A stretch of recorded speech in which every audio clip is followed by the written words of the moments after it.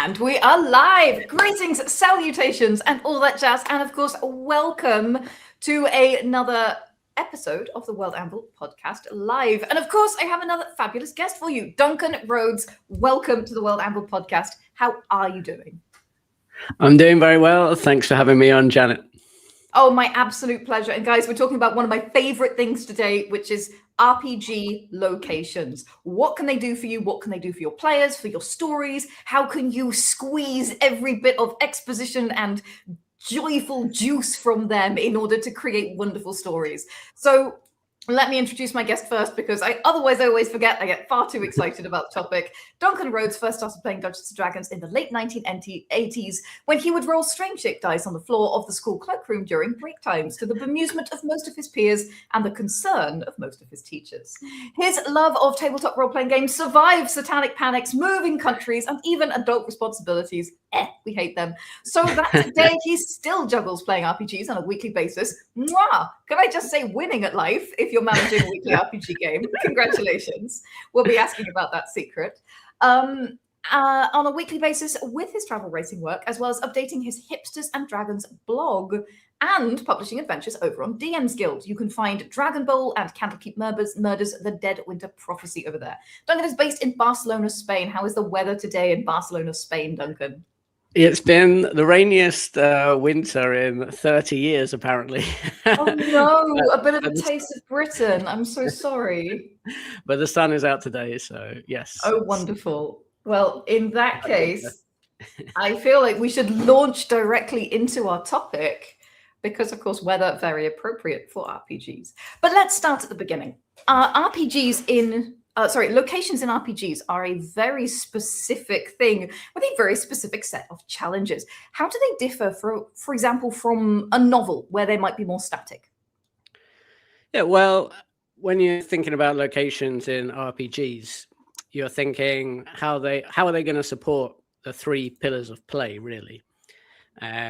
You've got to have, I mean, they've got to be drama when you get there, basically. If it's an adventure location, I like to distinguish between locations and adventure locations, right? Because a location is a shop, or a tavern that you just pass through, or anything like that. Anything where you might spend a bit of downtime or do some shopping, and GMs can normally just ad lib those or invent them on the fly. But an adventure location is somewhere you go to with the expectation of having an adventure.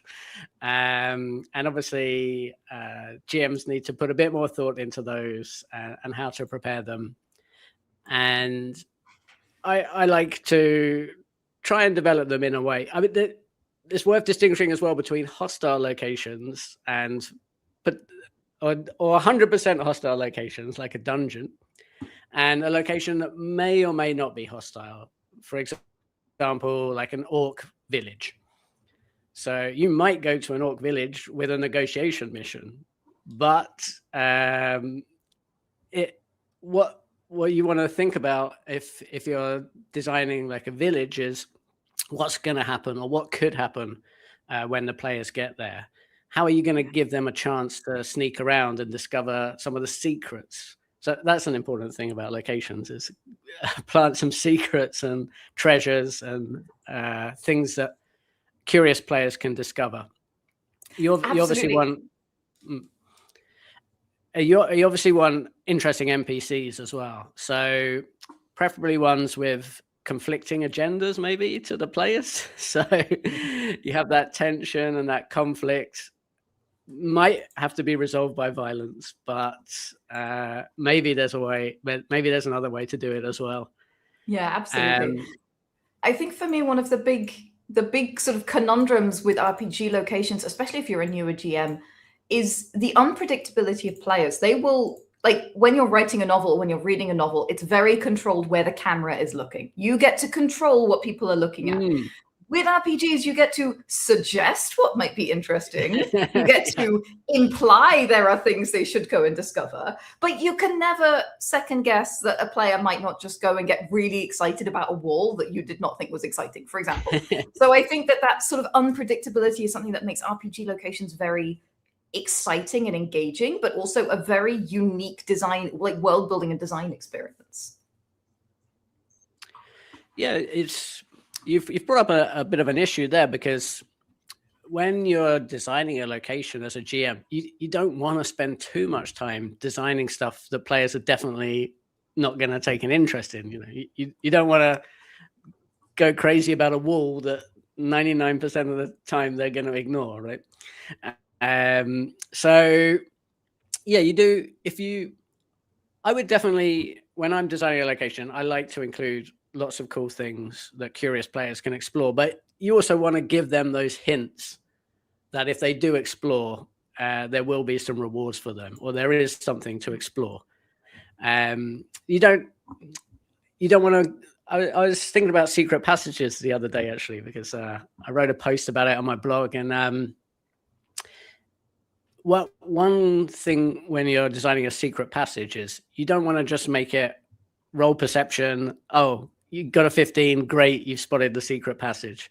No, you want to do like Indiana Jones in the Temple of Doom, where he sees the flowers just being caressed by the breeze, and from that he deduces there's a draft in the room, and from that he's like, there could be a secret passage here, and he starts playing around with a statue and until he's able to like push it back and reveal the secret passage. So when you're placing your secrets in your location, think about revealing clues first rather than the actual secret, if you see what I mean. Yeah, absolutely. Let's start at the beginning before we get too deeply into the nitty-gritty of secrets.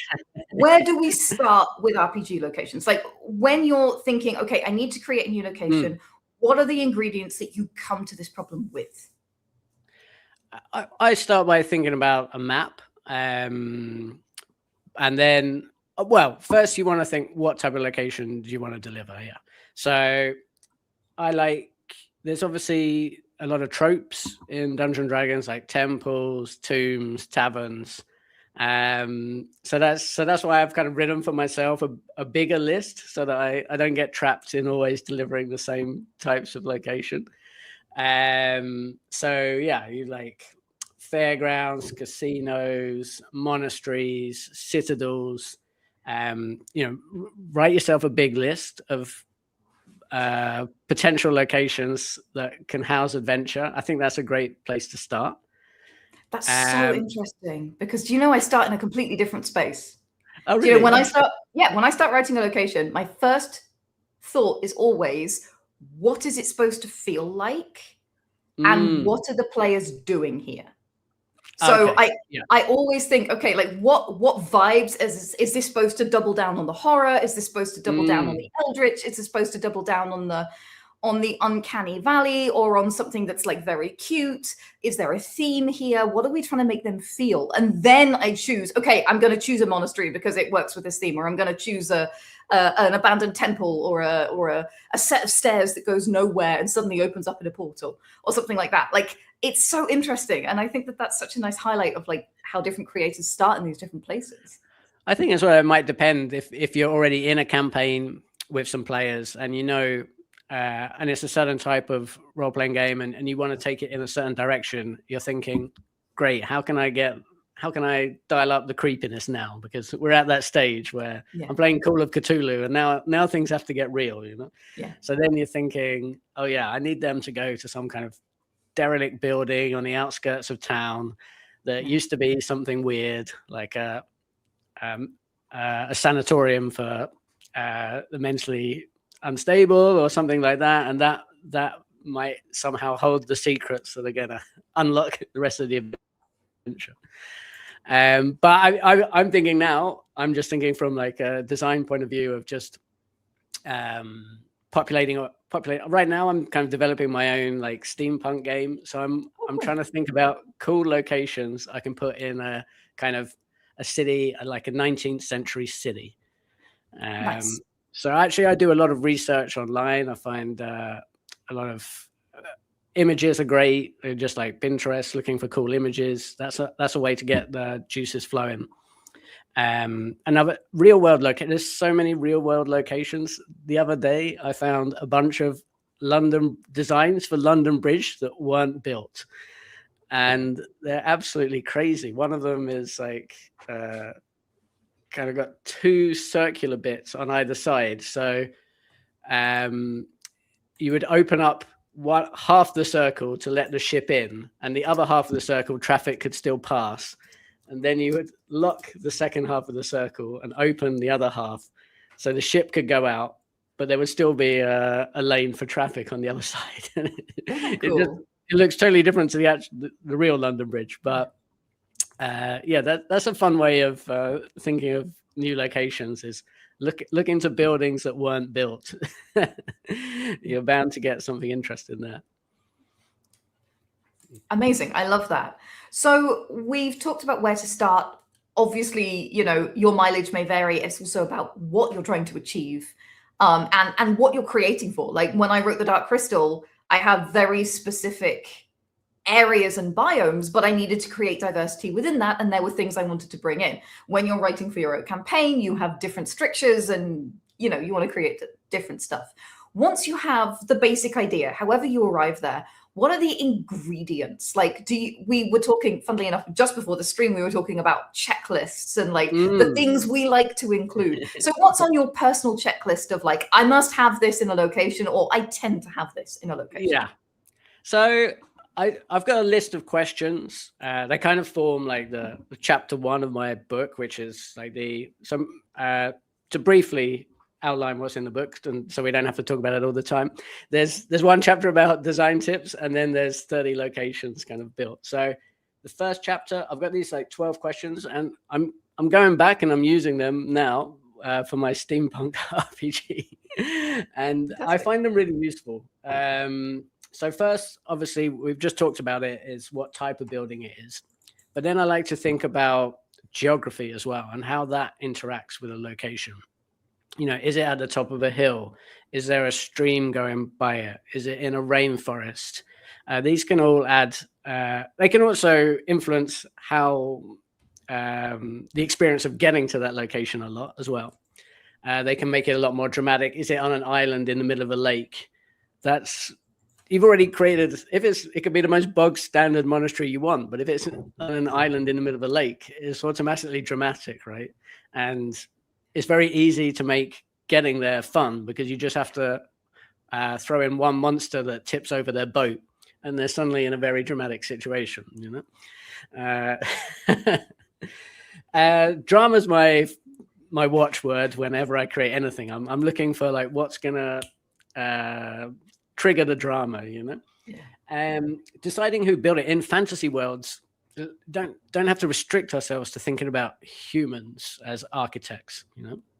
What does a monastery look like when it's created by giants? Is it just on a bigger scale, or if it's fire giants, do they have totally different needs? Frost giants don't even use fire, so they're not going to have like a cooking pit or anything. They might have other needs. I think that's a fun way to do it. Lizard folk, maybe they need something to keep their body temperature warm, like a solarium. They might have access to different materials or different skills. So you can suddenly create quite an original location just by switching out humans and pulling in a fantasy race. And another thing I like to do, which I think is very powerful, is think about what condition is it in? What was this building supposed to look like, and how was it supposed to function, and how does it appear and function now? Because maybe it was built by giants, but now it's used by goblins. So how do they deal with these high ceilings? Have they built a load of bunk beds or systems, or have they ladders, and have they put in little platforms of their own? So you can come up with adaptation, essentially. Yeah, it's such a fun way to think about things, and you've got infinite possibilities. I mean, goblins repurposing anything built by giants you're going to have fun with that, right? But not only repurpose, you can also have, ruin is a classic one, but what about floating, flooded, sundered, infested, overgrown? So when you think about the condition of your location, you can add a lot of going back to what you were saying about vibes. Definitely that's a good one for creating vibes. Yeah, absolutely. Okay, so what I've heard so far is integrating conflict. Like, for example, putting it in the middle of the lake means they can have an interaction that is a conflict point, a try-fail cycle, if you will, even before they get there. And also things like exploring the origins and the reuse of the space is a really nice way to kind of bring another dimension, a temporal dimension, if you will, to a location. So not just what is it now, but what was it? One of the things I love to do is integrate that as a sort of investigation thread within an adventure. So give them lots of little clues that they can start to put together. And if they get all of the clues and they figure out what it is, there's some kind of natural conclusion where they can go, oh, I bet then this is where they keep the treasure, or this must be where there's a sacred relic, or something that will give them a bonus for putting together the clues, essentially. Yeah, that's a really nice way to do it. Yeah, I think exactly the same. And you can have some kind of giant runes that the goblins ignore, but if you start deciphering them, they're going to lead you to realize that what the goblins use as a toilet actually used to be a temple, and that's where the relic, the really important relic that they kept, is hidden. Yeah, absolutely. Or even as simple as if they go pray to the toilet, they'll get a blessing for the day or something. Like you can make it absurdist and fun like that sometimes, but sometimes the natural conclusion is something silly. Yeah. Players are definitely going to remember that session, I think. Yes, absolutely. And you know what? That's part of the point. Actually, let's talk about that next. What does make a space memorable for players, do you think? How can you make a location really, stick in the minds of your players? I like to give locations what I call a distinguishing feature. So apart from, trying to make them a bit different in any case in terms of how they look and how they appear, and and maybe engaging all those senses. I think that was one I read on one of your checklists recently for creating dungeons. Yes. Was how does it engage the 5 senses? So yeah, that's a great one where you're that really helps immerse players, and I think an immersed and engaged player is more likely to remember the adventures they've been on, right? So definitely engaging the 5 senses. Distinguishing features is where you kind of have to think out the box a bit. And I've got a table here. I'll read a couple of things and see what you think about them. One is like, being rude here is considered polite and vice versa. So imagine you have to go to, I don't know, a village, and you basically have to swear at the guards for them to let you in, so players are going to remember that because it totally subverts your expectations. And being rude to like the mayor of the village is going to be fun. And if you accidentally say thank you or something, maybe you get fined or kicked out. That's such an interesting idea. I mean, the world builder in me is instantly like, but why? What's the origin of that? Yes. I mean, I came up with that idea from a bar in Spain where I think they created it during the financial crisis. Oh yeah. It was like, you guys, everyone's stressed, everyone needs to let off steam. You can just come here and be rude to us. Obviously they wanted their custom, so bars were struggling at that time. So it was a way of, and of course they got lots of media attention. So yeah, good gimmick. Yeah. So I don't know how you would justify a whole village always being like that, but I'm sure you could have some fun. Maybe a temple with a very specific type of clergy and a god. Oh, it's an interesting idea, and the wheels are turning. I'm already trying to figure it out. I've got 3 ideas already, but we don't need to go into that. Yeah. Anyway, carry on. Sorry. Oh yeah, another one. Maybe the area is protected by a zone of truth, or or everyone in the area can read the minds of others, as if everyone's continually casting detect thoughts, or maybe everyone's required to wear a mask, or questions are forbidden, or tips or bribes are expected with every single interaction. So players are going to hate having to go back to that city where they had to pay double for everything, you know. Very interesting. It's got a bit of a World of Hats vibe, but that's a really good way to make things memorable. I kind of like that. Okay, let's flip the script. Let's talk about location pet peeves. And folks in the chat, and in fact, folks listening in the future over on YouTube and on the podcast, throw your location pet peeves into the chat, into the comments. I want to know what drives you nuts when you read locations, when you've played locations in other games. What are the things that make you crazy? And how about you? How about you, Duncan?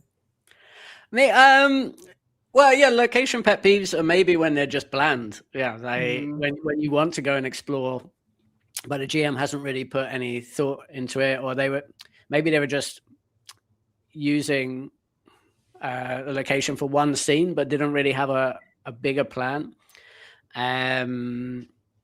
So I'd say, as a player, that would be my peeve. Yeah, you definitely want agency when you're at a location.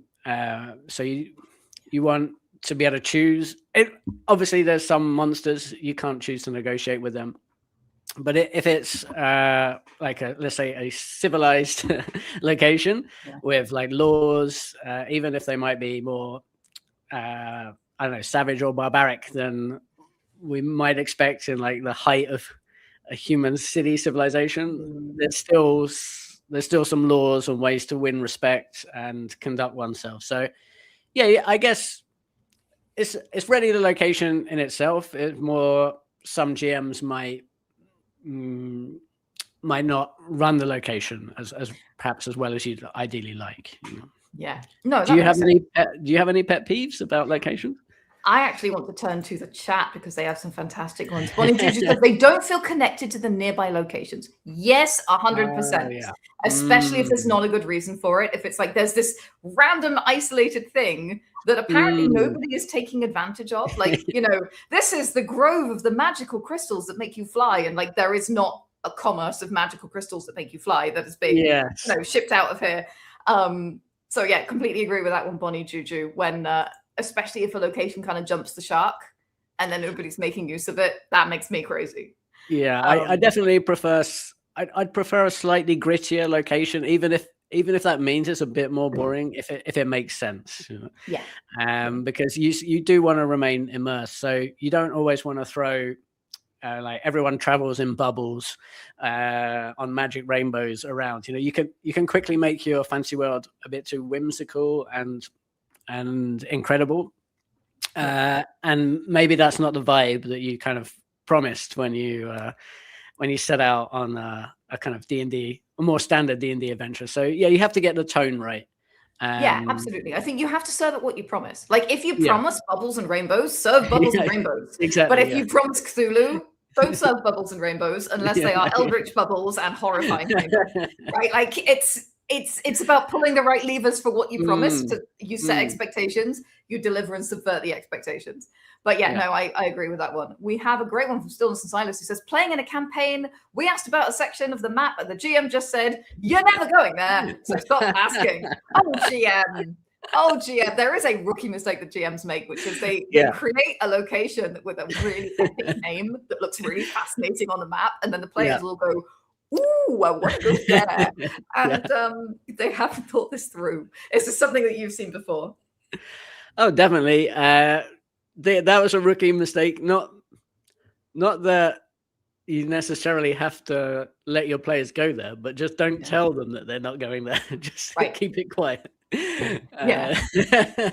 But yeah, I've seen this before. You know, a player will make something with like shards coming out the ocean called like the teeth of Mahadrid. And you're like, I need to know what that is. And if you come up with a cool concept, you know, be prepared to deliver an adventure in that location. Absolutely. You can't dangle those kind of threads and then and not deliver. So Yeah, absolutely. It's slightly easier to come up with a concept than it is to come up with something cool that happens when you get there. And the execution, of the and concept. that's when you have to go back and think about what drama is waiting there.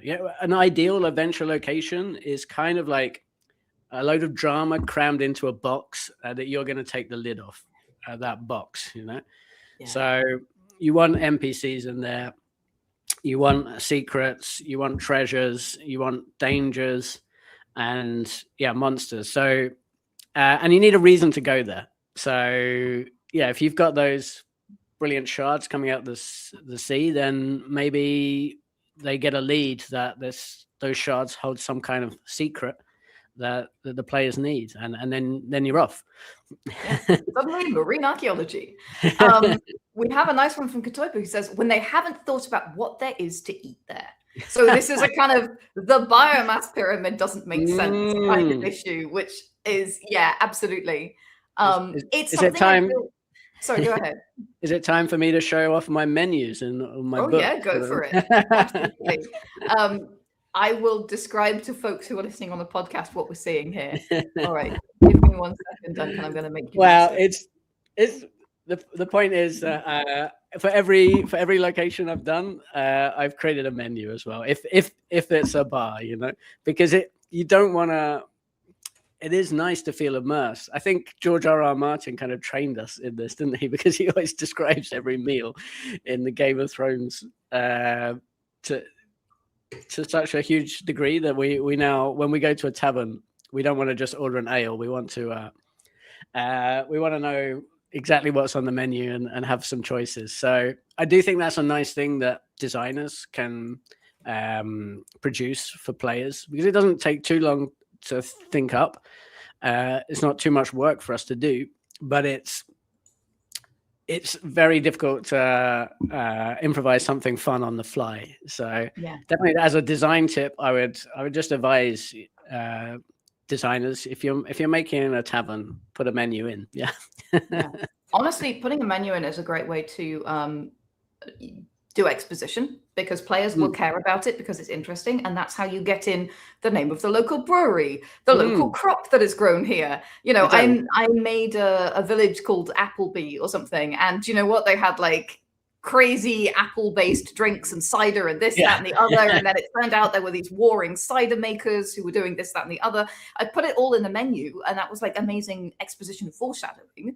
So when the players got to, this cider maker versus that cider maker, they were like, we know exactly who these people are, because they've met them in the menu. These are the kinds of things that menus can do. They can do wonderful heavy lifting. You start creating details, and those details lead to other details. So absolutely.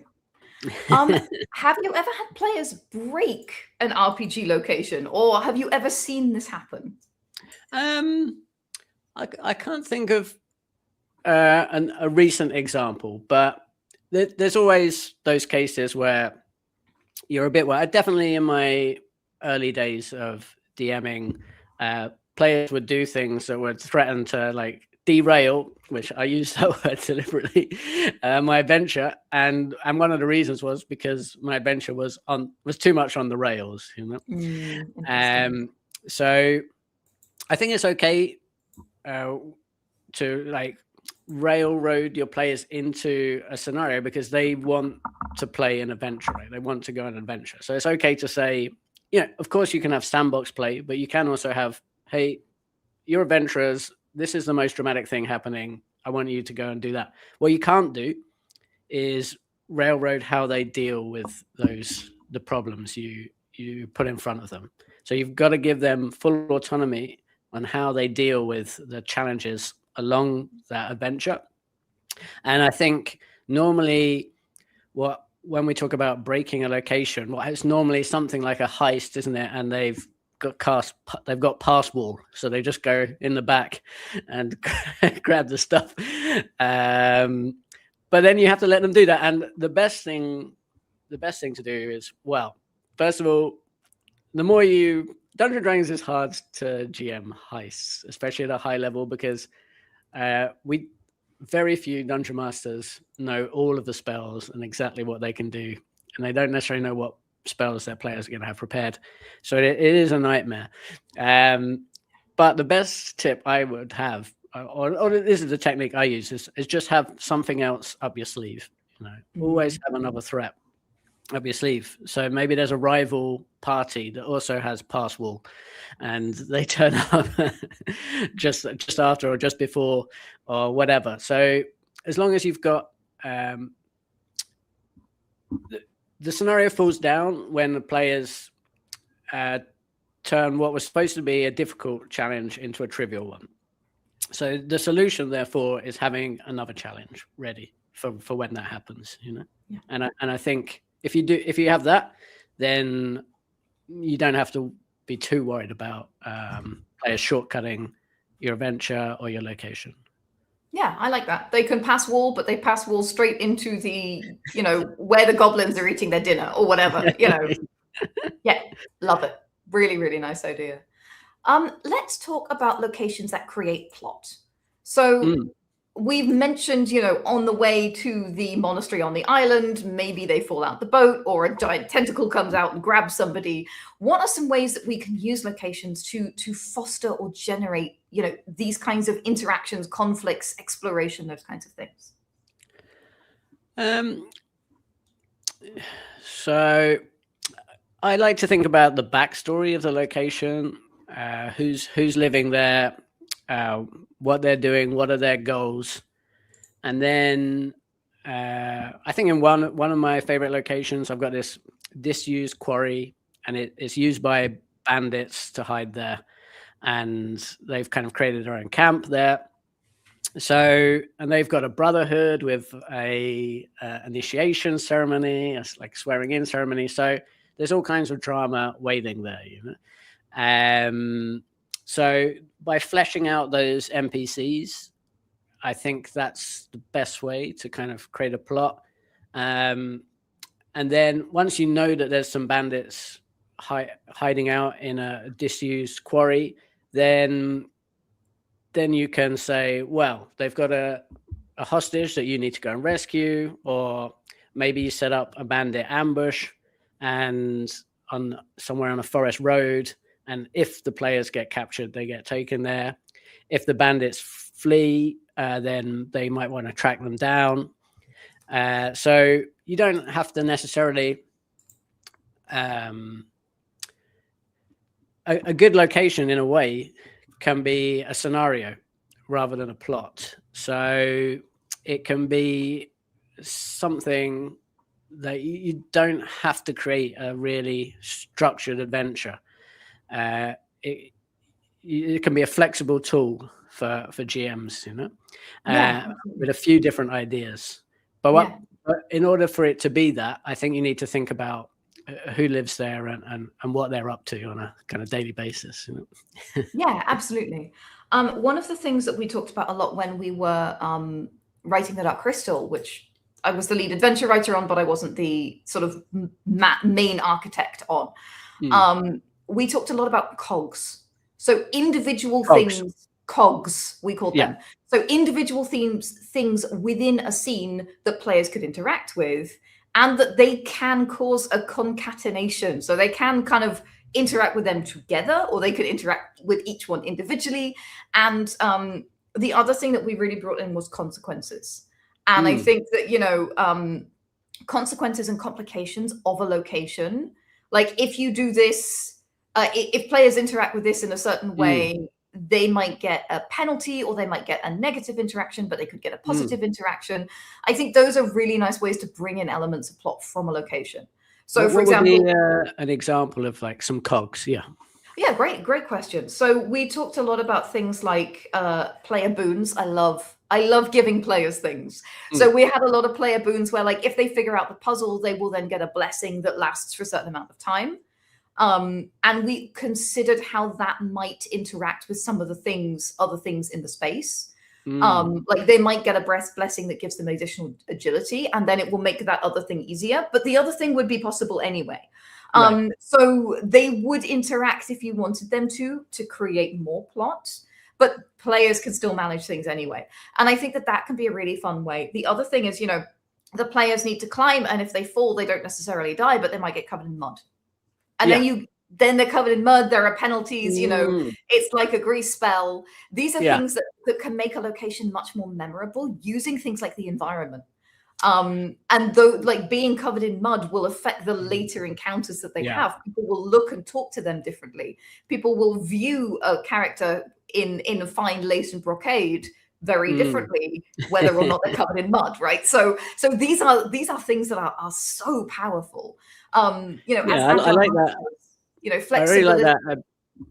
I really like that. Sorry. I'm sorry, Duncan. I like your adventure design theory there, and I think it leads into having a location with different zones, doesn't it? So you've got maybe the final boss room, it could be, or the zone where the meat of the adventure is hiding, but you throw in some like other areas to explore where they can pick up a boon that's directly useful in this location, or risk a consequence that is directly going to make their life harder. I think that's a great tip. I think there are just so many great ways to interact with locations. A location should never just be one place. I like to flesh out location into a zone. Obviously dungeon is naturally a zone anyway, but even a temple should never just be the temple. What about where the priests live? What about the refectory? What about some storage rooms, but maybe there's a secret in there. Some natural geography, some caves. So I really, when I'm designing, I like to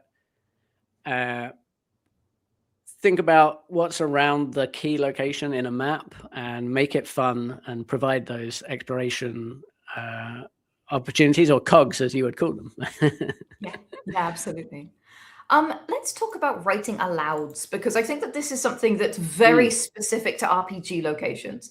For those of you who aren't familiar, in many locations in RPGs, that these are pre-written adventures, locations have a description for the GM, but they also have a text box that is designed to be read aloud or used as inspiration to introduce this location to the players. Now, there are many things to say about writing aloud, and many finicky, fun, interesting techniques you can use. But what are your favorite tips, Duncan? So you mean about writing that blurb or delivering it, or? Yeah.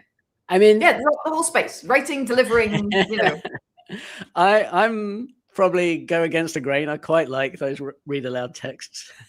Me too. And they help me, even if I just read them. Maybe I don't read them aloud to my players, but at least I'm in the zone, so I know what vibe I need to get over to the players. The biggest tip I would give is, I do actually sometimes read them aloud, but I kind of try and get the book like closer here, so I can still kind of look up into the eyes of my players. So I'm like looking down, looking up, and I'm not just reading like I'm a schoolboy who's been told by the teacher, read this aloud. You've got to. It has to be a dramatic reading, right? You're a GM. You have to give it the dramatic reading. That's the way to put it. So that's the text where you put in those 5 sensory experiences as well, isn't it? Absolutely. And how they feel it. So I do think it's important for creating that immersion, that you do deliver something when players are arriving in a new area. Yeah, absolutely. I'm going to share a little tip now. That is a writing tip that is super useful for alouds, and it's called the recency primacy effect. So people remember the first thing and the last thing that you tell them. So what this means when you're writing it aloud is the players will listen to the first thing you tell them, and then they'll kind of listen to the general vibes, and then they'll listen to the last thing that you tell them. So put the really important things that you want to point them to at the beginning and the end, and put anything that you want to hide a little bit in the middle. This is super quick and dirty way to make an aloud to mess with your players. It works so sounds like a very meta tip, Janet. What can I say? Writing is like 90% technique and I'm gonna say 10% inspiration, maybe generously. But it's such a good way to kind of like make players want to go sit on the throne that you want them to go sit on because it's obviously trapped, right? Or make them go interact with the cog that you've put in there that is super fun to interact with, whatever that is. And what about, so there is a debate, isn't there, when you give a room description, do you describe the monsters first or do you describe them last? Because if you describe them first, the players are going to ignore everything else you say. But if you describe them last, it seems like you're kind of cheating. Oh yeah. I am a sucker for a monster reveal. So what I like to do is have, describe the room and then describe as the monster appears. So the monster climbs out of the net that what looked like a pile of garbage, a claw comes out, and then a second claw, and then a monstrous head. Roll for initiative. Or, in a recent adventure I wrote for Cobalt Press, I had a makeup room because it was in the back of a theater. And you go into this makeup room and it's like, it's all ruined and destroyed and it's got blood on the mirrors. And then suddenly all 3 chairs turn around at once and you see the wraiths in them. So that's how I like to do it, because I like to have the dramatic reveal at the end where you can go, boom, initiative. So that's my personal preference. And excellent, then it well, gets over that problem that you have where you're like, just solve that problem, It's not always possible, of course, if it's like, there is an ogre in the middle of the floor. No. You kind of feel like you're burying the lead if you do not at some point mention the ogre. But but and again, another way you can be like, you hear a strange snoring sound and your eye is drawn to the left corner of the room where that bulky shadow or that bulky shape is ... right? So I feel like there are ways to use senses to draw the description to the eye of the description, as it were, to the monster. But I have thought an awful lot about writing alouds, which is why I added this question, because I think they're really interesting and they are that first impression for the players. So I apologize for dropping all of my writing aloud theories, because I've obviously thought too much about this. No, I think that monster reveal tip that's something I hadn't heard of before, actually. And it's a really good one. So I'll be borrowing that. Do it. That's where sharing is caring, my friends. I offer this as tribute. So let's talk a little bit about locations that change over time. We have players that go to a place, leave, and then come back. A great way to show the passage of time in a location is to add changes. Do you have any tips for that? That's something I haven't thought about too much, but I do. I'm running a city adventure right now, and fun. I do. In Waterdeep. So it kind of started off as a slightly West Marches style, in that each session was supposed to be self-contained. So it was supposed to be one-shots each session, so different people could come and join, because it's Barcelona, people are not always available on a Friday night. So this was my way of dealing with scheduling issues.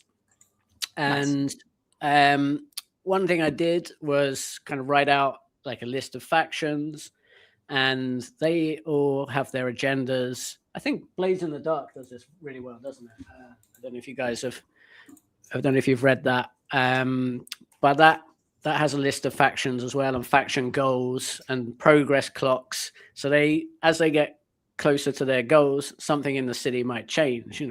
Maybe something becomes illegal that didn't used to be illegal, because there's a clergy pushing for a ban on arcane magic.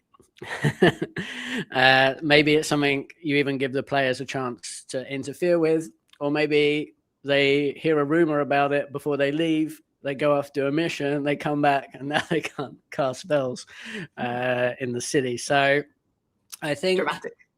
A good way to do it is to create faction, ask what the factions in that location are aiming for, what are their goals, and what happens if they achieve their goals. How does that change the city? Love that. Absolutely. You mentioned that maps are a place that you like to start, that they're very important from for your process. Can you Mm. talk a little bit more about, how can maps and visuals become more than just reference points? How can they really become tools that we tell stories with? Mm.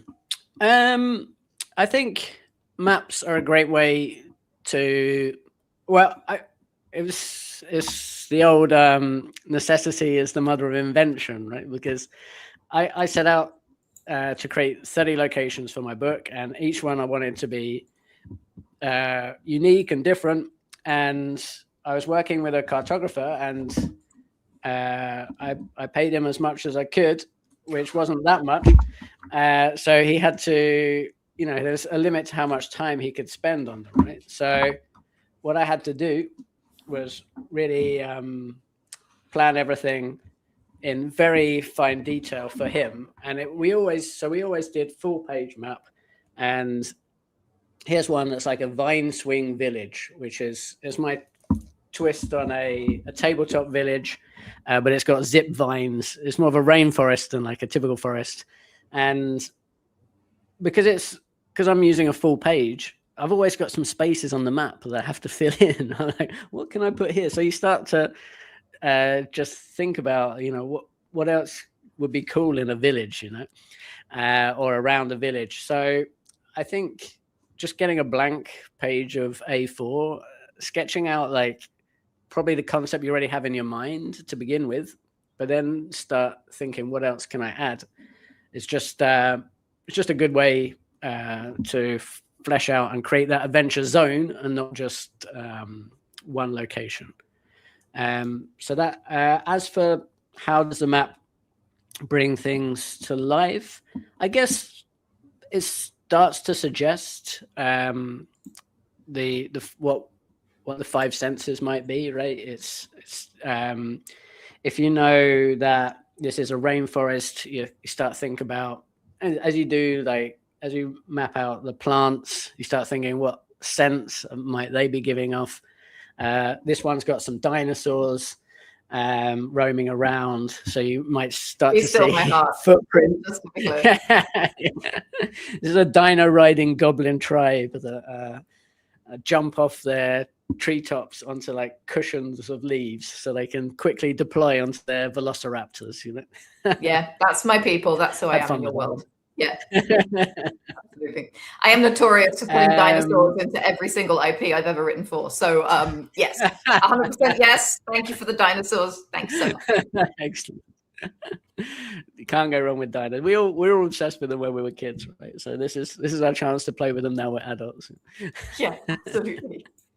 Now let's go back to secret spaces, because this is something you sort of jumped into right at the beginning, and I cruelly took you away and took you back to the beginning of the beginning of location design. But obviously, secret spaces is a topic close to your heart. How can you make the secret spaces, the hidden spaces? How can you make them unforgettable, and how can you make them secret but not too secret? Maybe you want them found at the end of the day, right? Yeah, I normally make the secret spaces kind of optional to the adventure. So it's more going back to your cogs theory. They're more little things that people can go and play with if they're so curious. So you might leave like a pagoda, at the top of a pagoda, visible through the treetops, and then someone can go and check it out, and maybe they find, I don't know, a depressed fairy hanging out there and can have a chat. And if they tell a good joke, the fairy gives them a boon, So these so I would say, yeah, the secret spaces, you leave a little clue that they're there, and then you hide little boons or occasionally a trap. You don't want to condition your players that everything they look at is going to be good for them, So you want to keep the idea, and occasionally nothing, because the world can feel a bit metagamey if everything you explore has something significant hidden in it. I think it can feel a bit unrealistic, like it's a computer game. So occasionally it's nothing; it just looks nice. but obviously, it's more fun if it's if you've hidden a boon there. Yeah. Or I think it's or a also trap. fun to I beg your pardon. I think it's also fun to hide Easter eggs there sometimes. Like, Mm, they notice a chink in the wall, they realize the wall has been built recently, they pull the wall down. What do they find? A skeleton and a cask of Amontillado or something. Like, a little joke. This is something Fallout does really well. When sometimes you find something in Fallout that is hidden and it's just a gag. It's just a joke. okay. And I think that for a certain kind of campaign, that is something that can work really well. Or they find something hidden and they unlock a piece of world knowledge. Like they discover a hidden passage and it's lined with carvings, and suddenly they realize that this actually used to be a temple of Shaylin. Or suddenly they learn something more about some big world question. They get another little tidbit of information about it. So I feel like that's another really nice way to hide things in secret spaces, is it isn't just like, have some more gold that you no longer care about, which can get really dull for the players. Yeah, gold is the most boring thing you can give out. I really like kind of low powered magic items, or I like boons because they only last so long as well. A frequent one I use is if there's a statue to a certain type of god, if you pray to that god, let's say it's a god of traveling, if you pray to that god and you pass a charisma based religion check, you get a reroll on a survival check on your next journey. So it's just a few buttons that players can press, and that feels like something realistic. I mean, if we're working in a world where the gods are very real and they manifest their powers, it makes sense that if you pray to their statue, you might actually get a kind of a magic boon.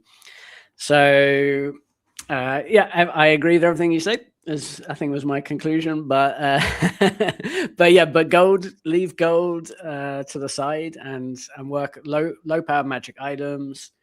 Or it doesn't even have to be a magic item, a useful item, a piece of information, a piece of lore, maybe a spell scroll in a different form, like some magic runes. But yeah, sacks of gold, a bit boring. Boring and heavy. Very heavy to carry, guys. Someone mentioned disposable items, one-use items, also very, very good. Exactly. Very good things to hide. Scrolls, yeah. Okay, so we are getting to the end. What is your kind of like number one takeaway tip for RPG locations? If people who've been listening remember one thing, what should that be? Plan the drama. Think about what cool things can happen when the players get there. The drama is tension, it's conflict, it's suspense. So you need have some NPCs who taunt them a bit. That's always good. I love NPCs that are a bit confrontational, and they might be, whether they're allies or enemies, so get the banter going, and then have some drama waiting when they get there, basically. Okay. So what I'm hearing is bring the drama, and that is always my favorite tip. Thank you so very much, Duncan. Now, of course, your book is already out, right? Where can people find it? Yeah, it's out. It's on Amazon. I think you can get it in Barnes and Noble on their website or in the stores. Amazing. I think it's in hobby stores and probably other places online as well. Fantastic. And that's The Creative GM's Guide to Extraordinary Locations, and you can find 30 sample locations and a bunch of advice for creating locations as well. Is that correct, Duncan? That's correct. And the maps are available as well digitally for free. So if you play on a VTT, you can download the maps with a QR code that's in here. And and there's a gridless version without the labels, so you can really use it on your VTT without revealing what's there for your players. Wonderful. Well, folks, if you want more help from Duncan, and this podcast has whetted your appetite, you can go find that all across the internet, as well as his blog at hipstersanddragons.com. So do go check Duncan out. Now, what is happening next? Well, my lovelies, we're going to say goodbye, Duncan, and thank you so very much for joining us today. Thanks so much, guys. I had a great time. Thank you, Duncan. It's been an absolute pleasure. And of course, that's not all, because we are continuing the live stream. We're going to have a super quick bio break because I need to pee. And then we will be right back with the announcement of Villains versus Heroes, the showdown. Who won? We will find out. And of course, the World and the World Building Awards nominations. Guys, I have been reading solidly. My eyes went like laptop square reading all of your fabulous world building entries. We do have our list of nominations. I am so excited to announce them all in just a couple of minutes. So we're going to just run a super quick bio break so that I don't keel over. And I will be back with you in literally 2 minutes. So go grab a drink and I'll see you very shortly.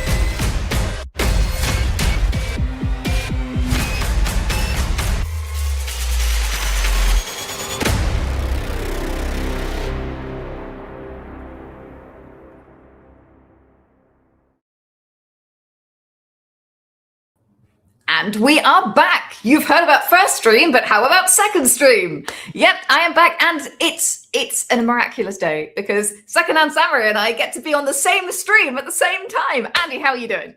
Doing fine. It is very confusing. It's just like, what, covering? I should be, no, this is confusing. You're here. I should be in the chat. It's all very good. But World Building Award, it's a special time.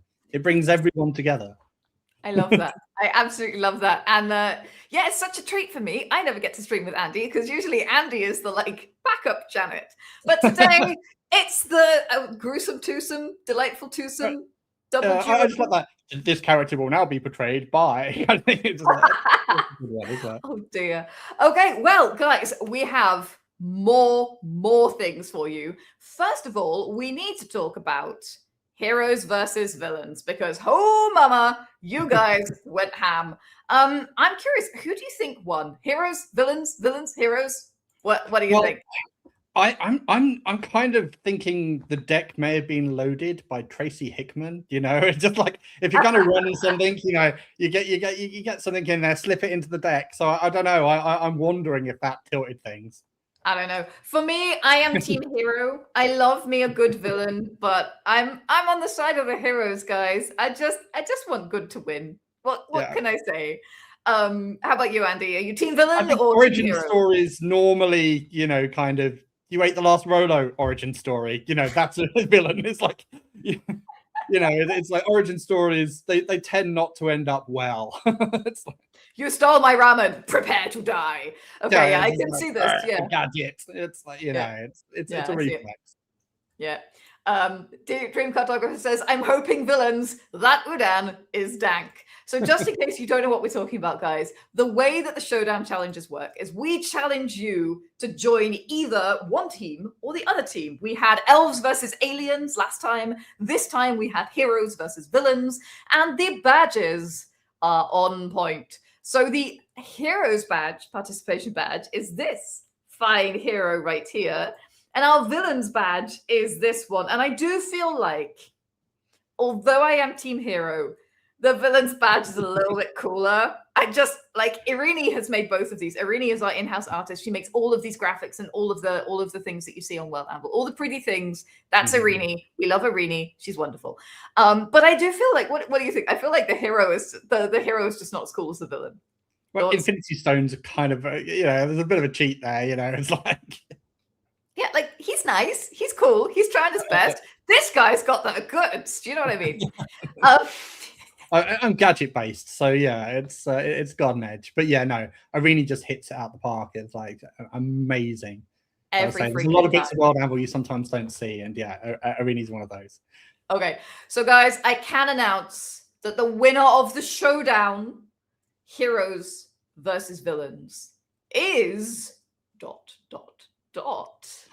Team Villains with 56 villains to 35 heroes.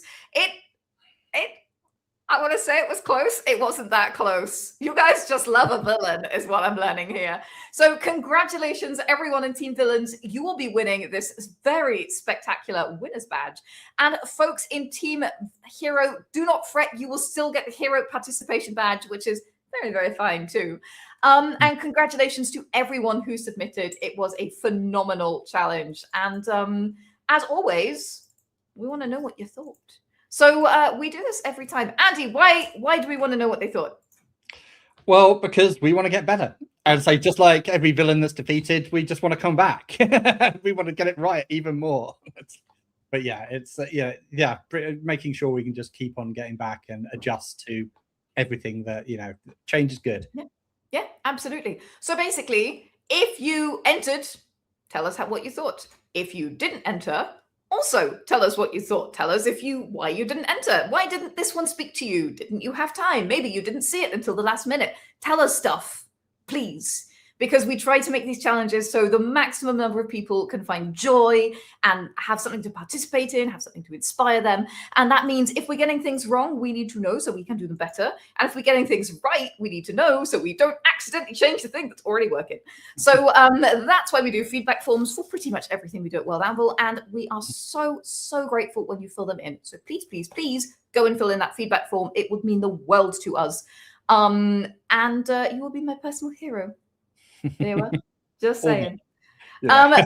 So the badges will be coming out possibly next week. So little story, our amazing rock, Ondo, to you guys, is going on a little journey. I will not tell you all where they're going, but they're going on their holidays. So they are not around, which means that Kat is going to be the one trying to give the badges, which will probably work. And otherwise, they'll be back when Rook is back. And that's how we're doing the badges, folks. So that's what's going on there. It says here on my list, close the challenge. So I'm going to go do that. We want to do the right editor dance, because otherwise we awaken the Rock, and Rock will come back from holiday. Yes, no, it's okay. I have the correct editor up here. The biggest issue is that I need to open it in the edit mode.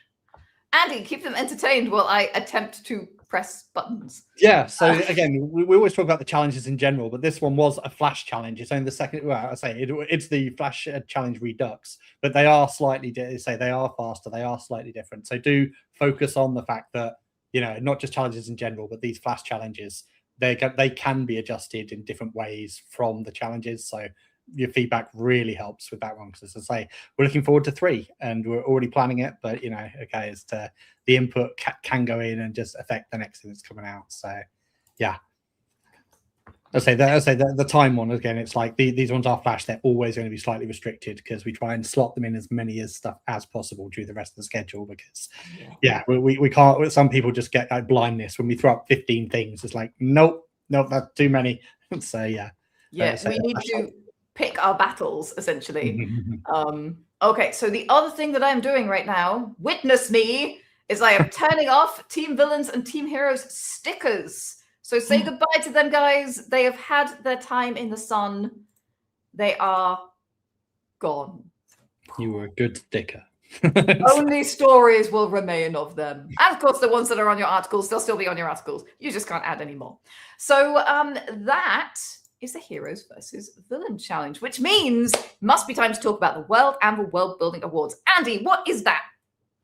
Well, since 2020, I think when the adjustment happened, it was like, about there. It's just like the best of World Anvil. It's like we go out there, we find out, you know, what's going on. People surprise us every year, and then we get to put it all up in one place and go, you know what? If you haven't looked at world building or you're not sure, look at this.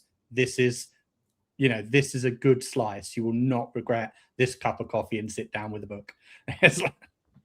So what happens is you guys all enter and you send us your beautiful articles. You can, of course, find out more about what is going on with all the categories and everything over on the World Anvil World Building Awards challenge page, which I have just shared in the chat. So you can go and see everything that's been, not everything that's been submitted, because that's not up there, but you can go and see everything that was submitted to, as well as our incredible judges who will be judging the major categories. But we also have, for the non-major categories, they are judged by you guys. So what that means is this: you guys submitted hundreds and hundreds of articles, and I know because I've read them, and Ondo has read them, and we've all read them, and we were hella impressed, by the way. This is also, and this is not a secret, this is a place that we find a lot of featured articles for the next year. So if you've ever looked at the featured article list and been like, how do I get on that? Enter the World Anvil World Building Awards, because we will read your articles and go, wow, this is amazing, we should feature this. So even if you don't get nominated, you may see your stuff up as a feature later in the year because we saw it and went, holy crap, this is awesome. I'm thinking of a couple of articles right now where I was like, this doesn't quite fit the category, but damn, I love it. So yes, already very, very excited about our featured list, which is going to be so beautiful. But we did manage to pick 5 nominees for each category. And Andy watched me. Andy, what was my face like during the reading period? There was a lot to cram in. We got a lot of going through, a lot of double checking and things like that. And it's a bit of a crunch time. Yes, but we love you guys and we love reading your work. And it is a pleasure. It is a lot to do, but it is a pleasure. And that must mean that it's time to start announcing the nominees, Andy, right? Yeah, no, definitely. It must be that time. Where do we So start? all of the names that we're going to announce today will be receiving a nominee rosette. This is an asset that you can proudly put on your world. I think I have one here. There we go. You can proudly put on your world to show that you were a nominee in 2026. And if you participated, of course, you will get one of these beautiful participation badges on your badge wall on your author's profile as well. So even if you participated and you don't hear your name today, you've already won a badge. Congratulations. And probably you'll see something cool featured in the future. But the winners who will be chosen by you guys, and the voting will start at the end of this stream, will win a whole host more stuff too. So there is a lot of exciting things, basically. Lots and lots of opportunities to celebrate you guys, which is what I love doing. All right. And I should get to this. I should get to the actual name, shouldn't I, Andy? I should do this. Yeah. I say, do you want me to post the links in the chat as well at the same time? Or Yes. so no. Let me announce and then we'll post. Should we do it that way? Yeah. We're gonna do the grand kahuna, guys. The chat says, ah! Love you guys. I just want you to know that you're all winners and you all made it incredibly hard for me to choose.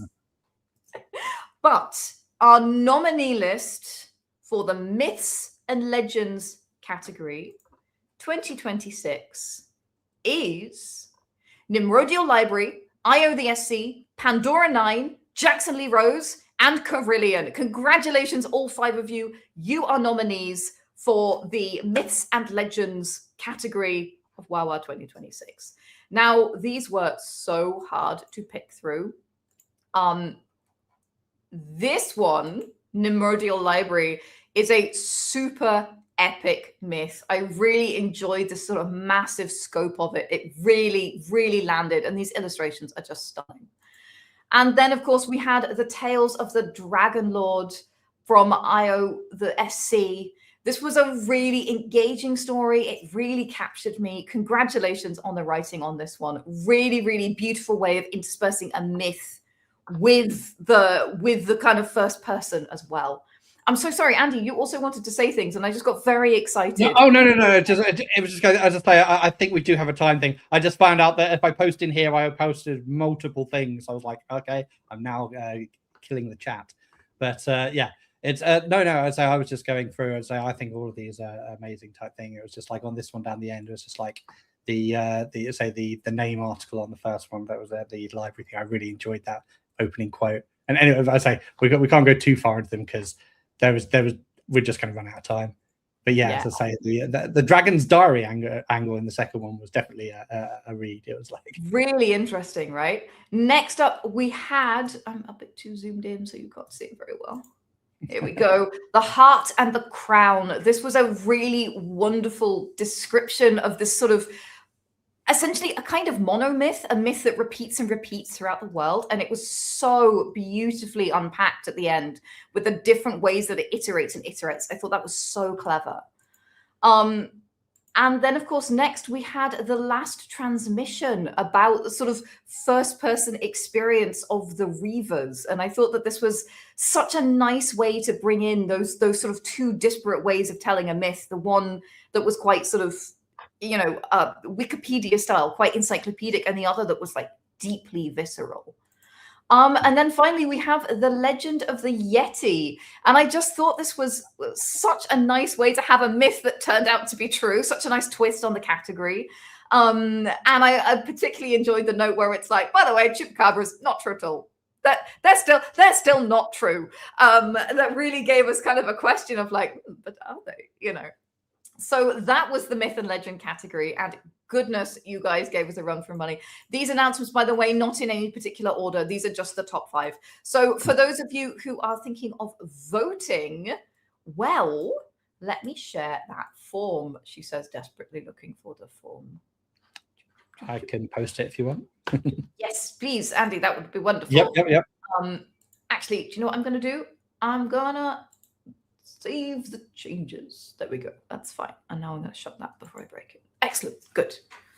This is the fun and games of Janet trying to do things live on challenges. Thank you so much, Secondhand Samurai. That is the form. So if you are listening along, then this is where you can go and vote for your favorites. And please, please do vote. This is a chance for you to decide your best of World Anvil. Which articles are sticking with you? Which articles are changing the way you consider world building? Which articles are impressing you with the way that they're using the space on the page? There are so many different ways to be impressed by these articles. And I was impressed in all of the ways by these articles. So whatever your criteria is, go and vote. Yeah. Also, go and read every one. We've all read every one of these entries, and they were worth it. It was worth the time. So go and read these. That is such a good point. Andy, I think we may have just given away all the winners by sharing the form now. Ah, right. Okay, let's yeah. Don't look at the form. We screwed up. I'm so sorry. That's my fault. Too enthusiastic. Sorry. All right. So let's keep moving. Yeah. The magic of television. Yes, exactly. The joys of live streaming. So next up, we have the Pillars of Progress nominees. So congratulations to Make Law Not War, Panther's Eye, Knee, Riverfang, and Ononomad. Absolutely phenomenal entries, all of these. And I'm going to bring them up so you can take a look. And the first one. So, the Train Dragon. I love this one so much. What did you like about the Train Dragon, Andy? What was your takeaway from this one? As I say, I actually posted the wrong one because that's slightly ordered. The first one in the category was the other train. Oh no, I was just excited by trains in general. I will get this train. One. But yes, it was the dragon train. As I say, the fact it's a dragon as such, I think I was just kind of took out of the Aether train. Sorry, not the dragon train. Yes. But yeah, I say ghosts. Ghost trains. It's always a good basis. And again, the dragon. Let's say if we're going on the dragon one, that was just I really like the rarity thing and the whole thing. Yeah, as I say, the dragon train was. I liked the setup and stuff, and the fact that it was just like, okay, this is special. This metal and stuff like this. Okay, it's used for transport and stuff. This is a good thing, and yeah, I just really enjoyed. Yeah. Sorry, it's trains. I get overexcited. Trains, so many trains. So yeah, I loved the dragon train. I loved all of these sort of in-world items that were here. It was such a nicely put together article. Not super long, and such a good example of the articles don't need to be very long to be incredibly compelling and tell you what you need to know. And then of course we had the other train, the ether train, that was also hella creepy. Such a well sort of explained concept that it kept it mystical, but it was also, you kind of understood the dangers and you understood kind of the bargain you were making when you got on this train. And I thought that was really nicely balanced in this article. Then of course we have the Elven School of Magic. I just loved this article. I think this one was originally from the education, wait, it will say it here. Institutions of Learning challenge that we did. Do you remember that? I say, yeah, a lot of challenges are a great proving ground because people went out, did their thing, cut their teeth, and then went, I can do even better now. So some of the things will come back, and you can do that. So yeah, again, I love that this article was such a good combination of in explaining the place, but also story hooks and vibes, and I felt like it balanced those two aspects really nicely. It's such a good article. And then Crystal Technology. What did you think of this one? Very creative, right? Yeah. I say this one, what was it? Stars sang in crystal quality, and now that powers the world kind of thing. It was just yeah, really a real poetry to it, I think. Yeah, that I really appreciated. And again, a really nice way of sort of explaining it, breaking it down, but not breaking the mystery and the poetry of it. I really love it. Not at all. As I say, it's, I always like a good bit of sound world building. It's just yeah. And then we had the body servants. This was creepy and really well worked out, in my opinion, of kind of how using it's a concept I've seen in a lot of spaces, but I felt like Anonymad did a really good job of working out how it impacts the economy, right? Yeah, really clever. It does not end in death. It's yeah. Yeah, absolutely. No, just fantastic work, guys. Absolutely phenomenal. And that brings us to strength and honor. So this was the next category, and a massive congratulations to the shortlist of nominees: Riverfang, Strixline, Quinmarie, Nee, and Baron. So again, a lot of incredible world building here, right? Just beautifully done. Yeah, yeah. So which one are we starting with? You can tell we read down, had the notes slightly thing, because all our articles we're in the right category, but all our articles are in different orders. There we go. Let's start with the War of the Giant Camellia. Yeah, I got that. Now I love this battle report as such. It was just like the layers of the maps down there really were nicely done and stuff. The fact the conflict is within a conflict, if you know what I mean. It's yeah, and the ASCII art as well. It's brings me back to kind of like the way they kind of did a lot of kind of historical battle reports sometimes. It's just yeah, I love this sort of breakdown so that we could really understand not just what was at stake, but how the whole thing went down, you know. And the mouse folk are just adorable. I'm a sucker for a mouse folk.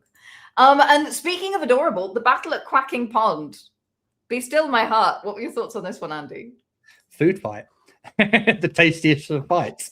Throw down with your opinions and tasty ingredients. Yeah. I loved how it, you know, started as something very tense and then became like flying pie. It just became flying pie, and I am there for that every day of the week. Such a clever article. Again, I felt like the layout really enhanced the reading experience as well. This isn't an article with loads and loads and loads of graphics. It's an article with really clever layout, and that made it so readable. My eyes flew down the page.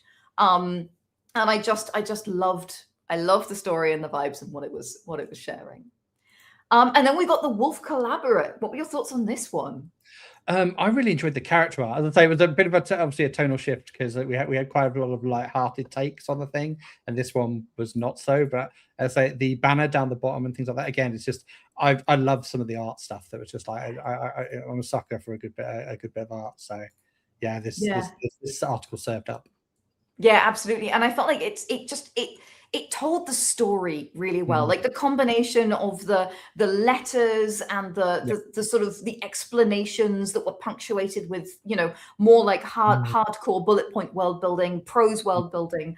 It really kind of guided you through the whole concept. And I just thought it was really nicely executed. And then of course, Operation War Dove. I suppose kind of gave me heist vibes, this one. How about you? Yeah, I'll say it was just like I'd really like some of the flowchart stuff as such on it as well. I know it sounds sometimes like comment on the technical things. I think, well, you know, it's like going down. It was just like kind of it's a bit of a nice, beautiful flowchart for a beautiful, a brutal conflict, not a beautiful conflict. As I say, because again, it starts off with the death tolls. It's like it's not messing around and things. It was like it has got injuries and things, and it's Yeah, absolutely. And I think for me, what I loved is that it set out the plot, and then it was basically like, and no plan survives contact with the enemy. This is what actually went down. That was so clever to present those two sides of like what we planned, what actually happened. Just really, really nicely done. Yeah, this is what it looks like when doves cry. I think I was just like, I'm looking for puns in this. It's like... And of course, then we had the Palisade battalions. What was your read on this one? I'm a little bit biased out here. I'm always up for reading different things. It was just like, yeah, nice to see the home guard angle and stuff. It was, you know, just see obviously people have got stepping up. You don't always see the defense, you know, I suppose the not civilian things, but just like the home guard with England, you know, the English home guard and things like that. It's a defensive style force. And I enjoy that kind of thing when it's written about because, you know, it's got a lot more of the society they're in rather than going to visit places and kill people. So you've always got a bit more culture and things involved in it. And so the breakdowns of ranks and things like that, it's a really good thing.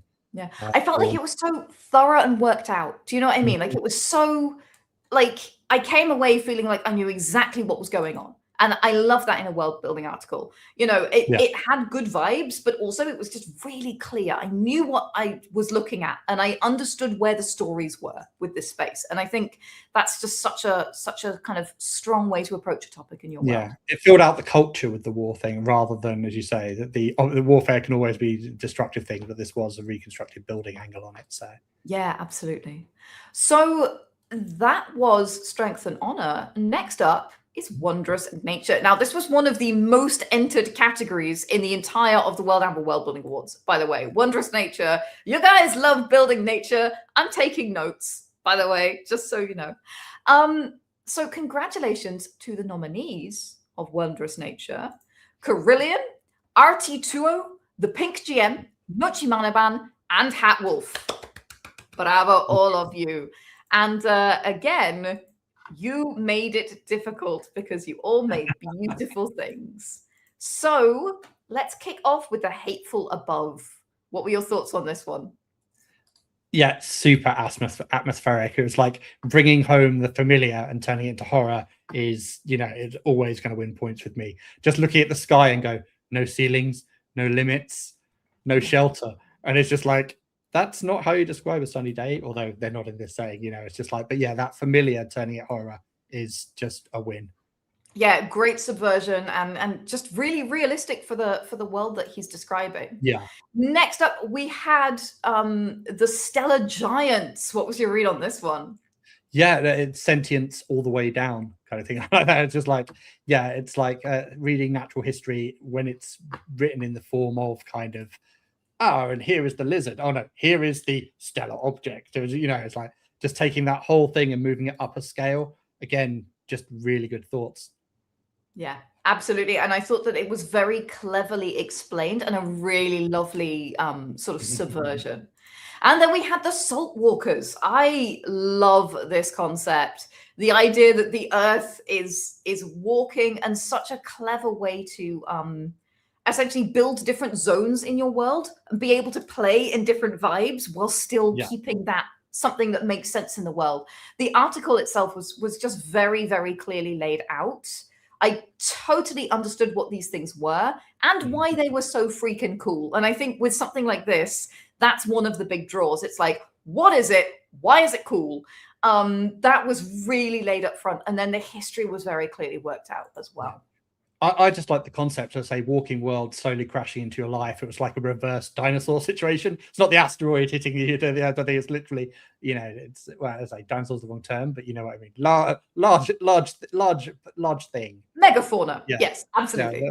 Yeah, walking worlds and crashing around. It's I really enjoyed that.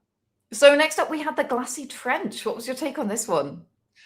Again, it's another another trope as such with the nature thing, but obviously we've all seen kind of Blue Planet and things like that. It's like, it's so weird. You could put anything on a deep sea documentary, and I'd probably go, well, that's probable. There's just an insane kind of, I've come up with this really strange world building thing. Oh no, that exists in real life in the Mario Trench or something like that. And this is one of those ones where it just gives you that kind of, is this real or not? Kind of thing. It's like, it could be. It's obviously a drawing, but I have to give it that wiggle room, which is instantaneously puts you in a great, already suspended disbelief for the inside-out vampire squid that you saw yesterday. It's like, yeah, absolutely. Whoop, beg your pardon. Sorry, I clicked on something. Yeah, it's such a clever way to basically use the length of an article to show the depth of something. Just beautiful parallels. Love the way it described the ecosystem. And then the Brindle Hounds. Oh my God, I love these guys so much. It's just absolutely such a great way of describing a creature that also has huge impact on the culture and the world building. And you can feel the stories coming out of this one. How about you, Andy? Yeah, I'd say a study of wet socks and dog food is one of the best academic papers for curses I've heard. So it's... Yes, absolutely. I thought it was so clever and such a sort of a lovely way of reframing, Doggo in a way that is giving us new life, essentially, world building wise. So congratulations to all of those nominees. And next up is the Rise of Nations. So a massive congratulations to our nominees for this: Calixtus, Kummerwolfie, Oster 2000, Blue Fairy 74, and Kefka Yako. This was, I mean, I keep saying it, it was so hard to pick winners, guys. You just made it really, really challenging. So let's kick off with the Sun Elves and this absolutely charming illustration here. What was your read on this article, Andy? It opened up with really nice art and conlang, which is always gets me straight into that. And then just to say the rest of the article continue to go through the culture. And again, just hitting you with more great art and stuff. And yeah, obviously telling good things, but great form to it. Yeah, absolutely. I felt like it was so flavorful, so well worked out. You know, we get the naming traditions and the customs, and through this, you know, these beautiful little quotes, we learn who these people are, which is exactly what you want from an ethnicity article. And then the Obsidian Armory. Goodness, do I love me a library. And this one did not disappoint. Such a wonderful way to take knowledge as power, or knowledge as a weapon, very, very literally. What were your thoughts, Andy? Yeah, I'll say it's. I think it really did the tagline of his setting. I think it was like, to preserve history is to secure the future. And yeah, just took you right through going down. And yeah, it's continued with that. Yeah, I did love the flavor here with the Lawkeeper's notes as well, where we got to really hear that personal perspective. I am a sucker for like big thing, little tiny person gives you their read on it. Absolutely every time with world building. So yeah, love that.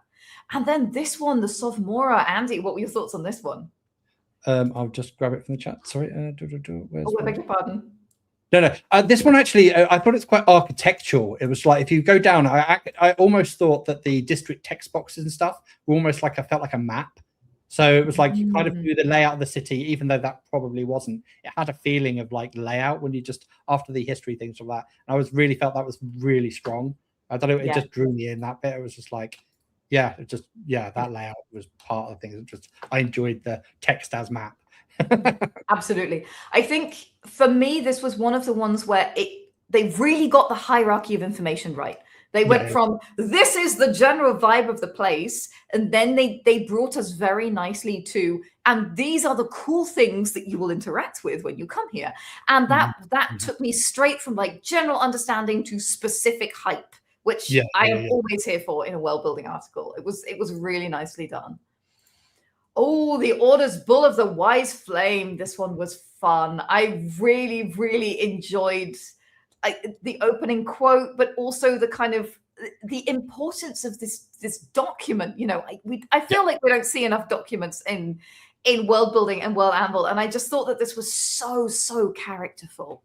Yeah, I think that I immediately thought, I was just like, I've got 99 pages, but a fireball ain't one. Kind of thing. I was reading this, and it's just like.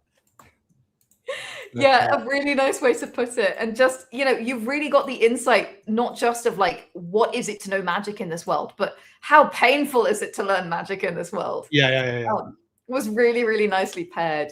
And then Alexandria Ganges. This was another fantastic article. Really, really played with history as it was, this Alt Earth setting where, you know, we have an Alexander the Great style figure running around and doing things. And it really felt like there were moments where I was like, wait, did that happen? It felt so credible, you know? Yeah, I think they nailed the like encyclopedia vibe as well. You know, it almost had that Britannica-esque about it. Kind of thing. It was just like, but yeah, there was a weight there. It felt like, it was like it felt very encyclopedic, but in a good historical hitting. That's the vibe they're going for. Yeah, authentically historical. Which really worked very, very well for the kind of world. And it's such a good example of how, you know, you pull different levers when you're trying to do different things with your writing. You know, sometimes it needs to be funny and short and pithy, and sometimes it needs to feel encyclopedic because that's what you're trying to conjure. And I feel like, you know, everything that we've read so far, everything that we've announced so far, and in fact, everything on the list, you know, you can see the skill in the writing where people have like really figured out, this is the vibe I'm going for, and that's the way in. So yeah, it's just incredibly impressive. So moving on from the Rise of Nations, we have the Hearts and Minds nominees. So these are the last of the article-based categories. And yeah, just some heartbreaking articles. There were a lot of comments from the team like, this one made me cry. This one made me cry. So lots of feels, guys. Lots of feels were felt as we read your work, just in case you were wondering. But a massive congratulations to our nominees of the shortlist: Riverfang, Hatwolf, Strixline, Astavella, and Wordy Girl. Bravo. Yeah, just played clapping tracks all over this thing because it was just like we should be clapping all the time. But Wait, can I do that here? I don't know. Maybe I can do that. You probably can. It may destroy the sound, but no, I'm not going to try, guys. I will just break everything. Now is not the time to get overexcited with the technology.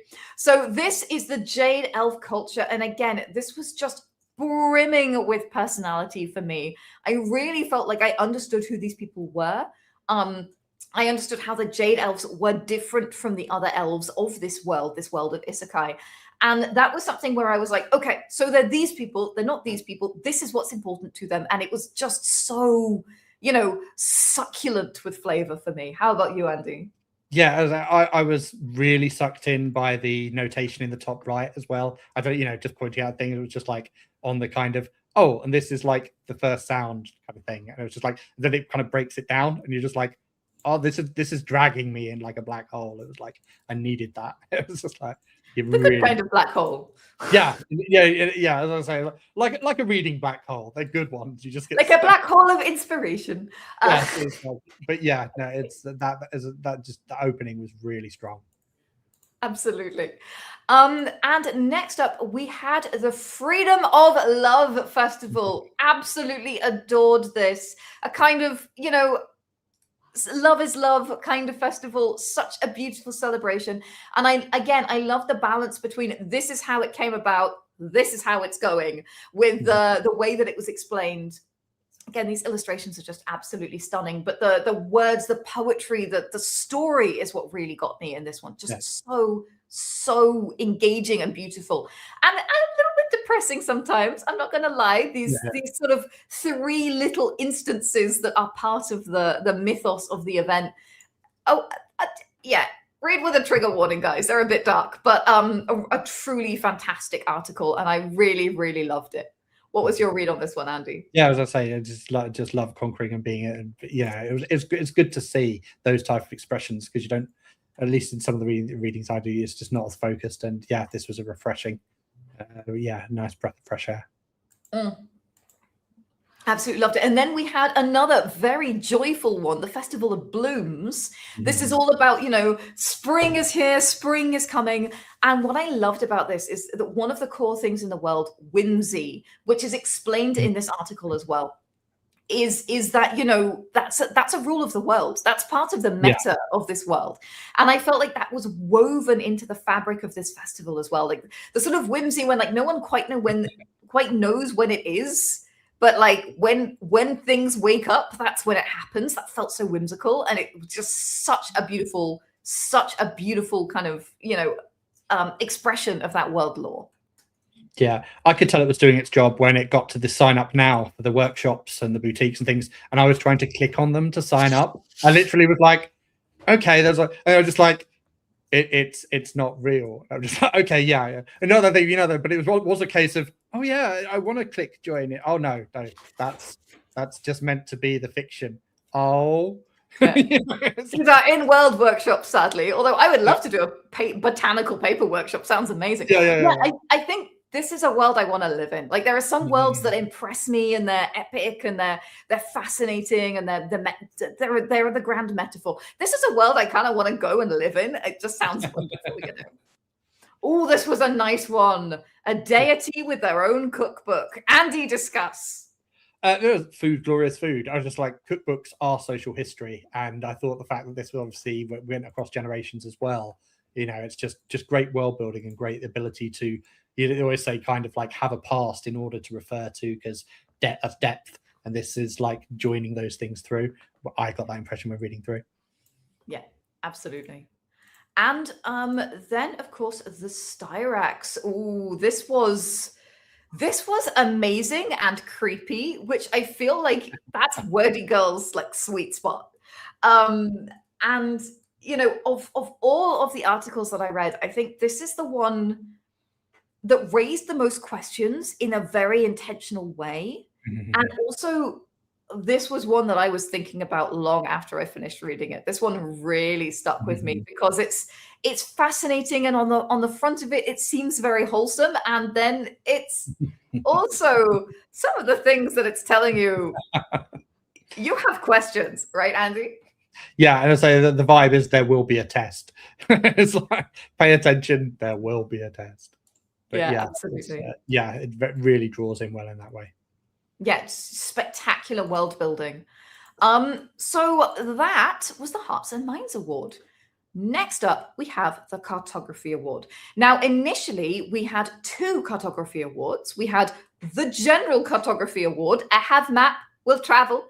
And then we had the Artists Cartography Award that was specifically for artists who had made their own map and hand illustrated it. So we did not get the full 5 entries in order to do the Artist Cartography Award. I understand drawing a map from scratch by hand is a hell of a lot to ask. But we wanted to make sure that we honored the people who had submitted in that category. So here's what we did. We combined them. So what I'm about to announce is the combination of the Cartography Award and the Artists Cartography Award together, from which we chose a short list of 5. Now, all of the other specifications remain the same, the number of pins you needed, everything else. But I wanted to be very, very clear that this is an amalgam of 2 categories because we didn't have enough entries, but we wanted to honor those absolutely stunning maps that the artists have submitted. So a very big congratulations to our nominees of the Artists of the Cartography Award 2026. Oster 2000, Cat of Lepon, Tillers, Mad Toxin, and Spyglass Realms. Congratulations, guys. And oh my God, did you make us struggle for it. Here we go. Let's start with this one. Now, it is a challenge for me to break down the maps in a nutshell because there is just so much information on them. They are so, so beautiful. And again, you can see these are absolutely dense with layers and map groups and pins. So I encourage you to go and explore these and get lost in them. I love the color scheme on this one. I just think it's so kind of appropriate and sort of contiguous and really, really kind of brought together. And again, the way that everything's been done, everything is just very, very clear. As I gave me treasure map vibes. I was looking for the X, to be honest, or something. It's just like the way you can manipulate, you have to manipulate it and move it and things like that. It's just, I know you can do that with a lot of those, but this one just felt extra treasure map. And, you know, I don't know why, that just always endears things to me. So, yeah, absolutely. And next up, we had the World of Shattered. Again, I love how this has included these sort of creatures on this, and how appropriate for this world that these massive creatures, you know, are represented, are appearing on the map. Another map with just so much dimension created by the layers. This is a masterclass in using World Anvil maps for me. Just so, so clever. Yeah, for me, it was just like the abstraction again. It was just like the including the beings as such and things. It was just like kind of, yeah, that just brought it in. Just beautifully done. And then, of course, we had the map from the world of Alana. This was just so clever. And I did really enjoy the fact that I could get so much information just by mousing over each of the pins. So, of course, on World Anvil, when you click on a pin, you can see in the left-hand side the description. If you've linked an article, you can start reading the article.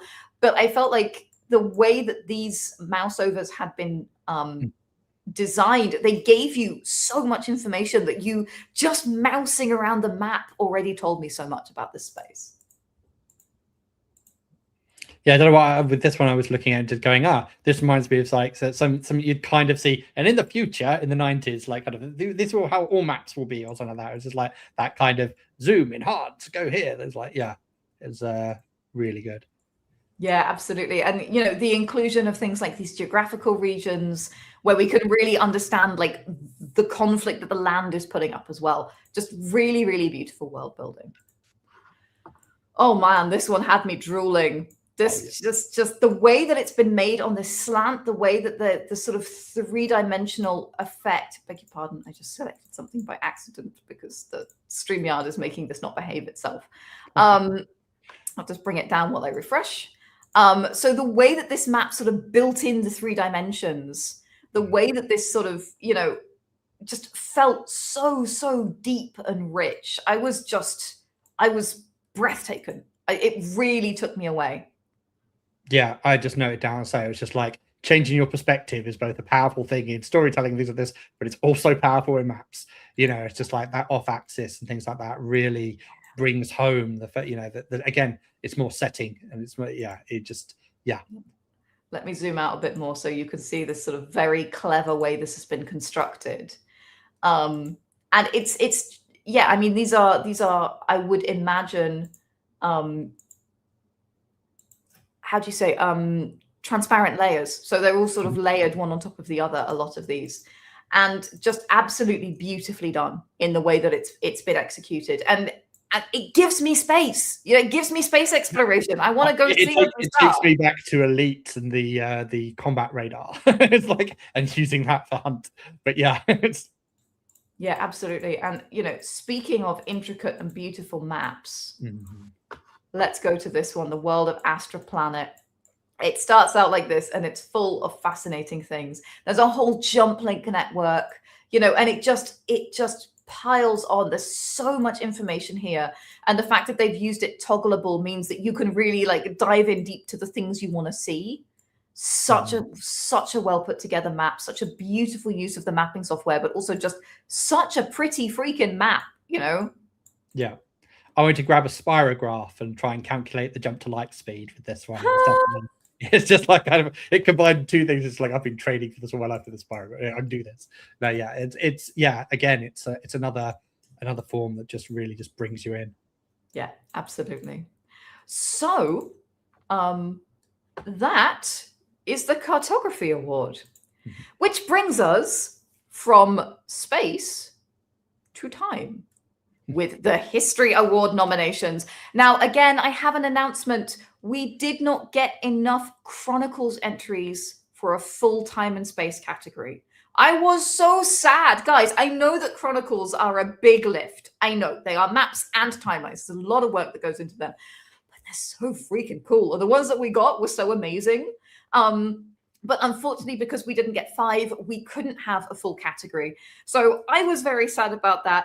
And I would like to say, if you are considering entering the World Anvil Worldbuilding Awards in 2027, now might be the perfect time to crack open Chronicles and get started, because you know what? You have some lead time. And it's a category that we would love to see more represented. This is such a powerful feature for, sharing the story of your world through time and space. And basically, I just want to celebrate more of you with another category as well. So make some Chronicles. I want to nominate you, please. This is what I'm telling you. But that brings us, of course, to the History Award. So a massive congratulations to our 5 nominees of the History Award for Timelines on Nonomad, Tin and TM, Those Two Nerds, Lemmy Lou, and Kato Vlepon. Absolutely fantastic work, all of you. And let me show you the beauties that have been created. Shadowfire Epochs. This one was just so cleverly done. Absolutely beautiful use of backgrounds in the different eras to really create the mood of the epoch. I think that was my favorite thing about this one. How about you, secondhand?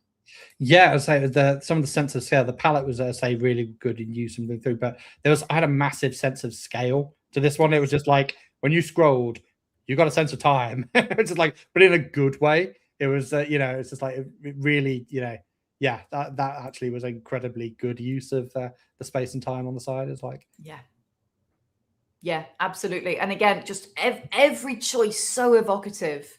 These are very, very carefully done, well thought out artistic choices, and they make such an impact on the way that you understand the time and the history of this world, which is what a great timeline is all about. It's, yes, it can be exhaustive, but also, the way they're designed, the choices you make, the evocative way that you name your your eras sometimes, that can do so much for like giving vibes, giving a super quick snapshot and understanding.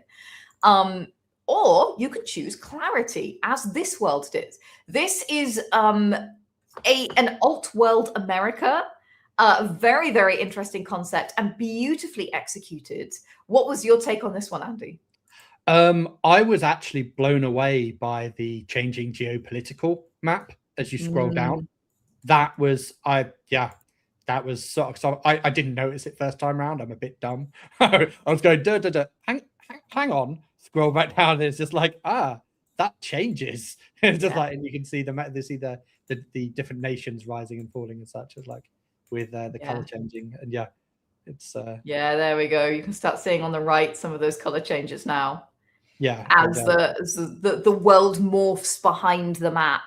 And it's it's such a powerful way to do that, and show the changes visually, as well as explaining in pins of events what's going on. Absolutely beautiful work. It was just extraordinary.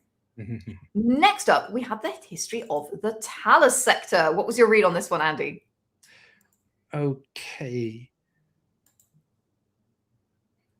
That's why I'm not on the right thing for my sum up. No, this one actually I think had depth quite well. I felt as you went down, especially with the color change and things like that, it was a sense of going through with the again, there was almost like an ocean feel to it. It was just like I was sinking into the setting. Again, using that verticality to create a sense of passage, a sense of development. It's just such a clever way to use these tools to really, convey what you want to convey. And I just think this transition, especially, this was so dramatic for me, where it goes from, this time into the silence, and then it goes very, very dark. This was such a clever way of telling us what's going on in your world through history. It's really clear. This one was just joyful, like the color scheme, so joyful, and such a sort of interesting world, so well explained through the way that things were put together. Obviously the topics aren't joyful, but I found the color scheme very joyful. How about you, Andy? I say it's kind of like the Notebook style really dragged me back into kind of how world building, almost nostalgic, kind of like back from a maths textbook type of thing. But rainy afternoons and stuff, almost feel the kind of almost director's cut thing. You can see the person doing it. I know it's not in a notebook, but it's a fictional thing in my head, and I really enjoyed that kind of coming through. It just felt, absolutely. As Nee says in the chat, notebook core. Yes, absolutely. And then we get the timeline of the Shattered. Again, this one was beautiful, but it was just really well worked out. And that was why I loved it so much. I feel like, timescale mode was such a good choice for this, because this sort of very lean area at the beginning where things are developing slowly, things are happening, but everything is kind of spaced out and in the distant past, and we don't know a lot about it. And as we get closer and closer to the present day, events start popping up more, and you really feel that. You feel that in the changes in the background. You feel that in the way that things are expressed. And I just thought that was a really, really, again, just such a beautiful way of explaining and visualizing time in a world.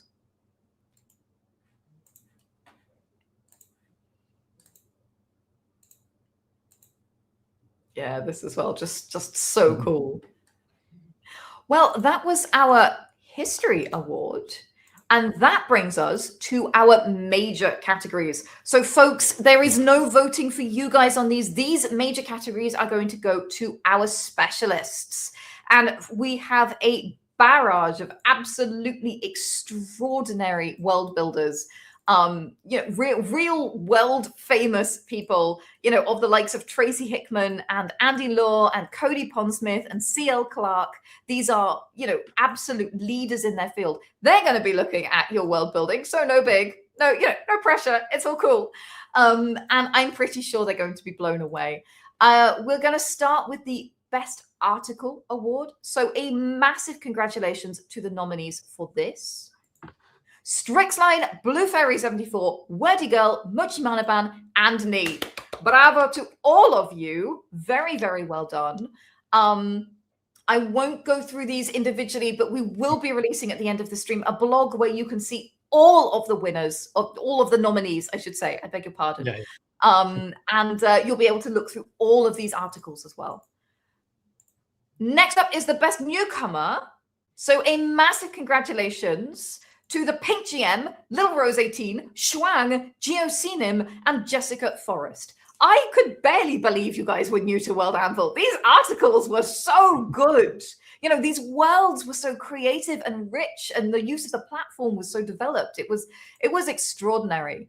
I was just absolutely blown away by the newcomers, and it was, as with all of these categories, horrifically hard to choose just 5 of you, but very, very well done. Now we get the artist's most beautiful world. So Andy, explain to us the difference between most beautiful world and artist's most beautiful world. Well, artist's most beautiful world is say handmade, just like it being the key as such. Yep. Yeah, we wanted to create a space where we could really celebrate the artists in our community who hand make all of their art. There's so much love and time goes into that, and we felt like that deserved a real special category to celebrate them. So our artists' most beautiful world nominees for 2026 are John Taro, Cool G1319, Daney, Muchimanaban, and EO the SC. Bravo to all of you. These worlds, guys, they are a feast for the eyes. They are so beautiful. Do go check them out. I think all 5 of those articles that they submitted will be available there. Yeah, so you can go and check them out. The chat, if I did that, it would just. Oh, no. They will all be available on the blog, which we will release at the end of this stream. Yeah. But of course, there are other beautiful worlds where people don't necessarily create their own art, but they sure make them beautiful. So a massive congratulations to our most beautiful world nominees: Make Law Not War, Blue Fairy 74, Pandora 9, Galu, and Katoblepod. Woo, bravo! And I will say, Katoblepod, I was very surprised to see you not in the artist's most beautiful world, because Katoblepod also creates a lot of their own art as well. I know there's sort of some bits and pieces in there, but just absolutely gorgeous work, guys. If you want to see a masterclass in not just pretty, but like beautiful design, clever design, layout, you know, ways of integrating genre into visuals, this is absolutely a masterclass in that. You could not do better than to go and take a look at these worlds and be bowled over by them, and maybe ask them how they did it. And that brings us to the final category of the World Anvil World Building Awards, the best world. So for these world-sized categories, we asked people to submit 5 articles, the homepage and 4 others. And we segmented in our mind everything that we might have known about these worlds before, and we looked only at those 5 pieces that you guys submitted. So we felt we looked at not just design, but we looked at concept, and we looked at execution of that concept, the way the concept is explained, and the way we are brought in as an audience. These were all considerations when we were considering best world. And really, I cannot stress this enough, we focused only on what was submitted. So a massive congratulations to our 5 nominees for Best World 2026. Delian, Carillion, Those Two Nerds, Kitoipoi, and Kefka Yako. Guys, there were so many phenomenal worlds that did not make it into this list. It was such a challenge. But of course, a massive congratulations to our nominees. So, Andy, what happens next? We wait with bated breath. Yeah, we do. Well, we're going to publish the blog with all these details up, I imagine. And say it's written. I'm going to do that right now as you are talking.